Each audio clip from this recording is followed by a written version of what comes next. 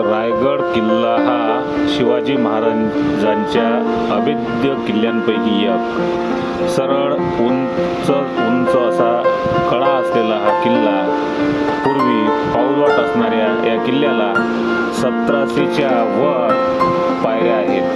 हा किल्ला चढण्यासाठी जवळपास 4 तास वेळ लागतो. पण आजच्या युगात विज्ञान व तंत्रज्ञानाचा महिमा मान्य करावाच लागेल. जो किल्ला चढण्यासाठी 4 तास वेळ लागतो, त्याच किल्ल्यावर रोपवेने फक्त 4 मिनिटात पोहोचता येते. जय जिजाऊ, जय शिवराय.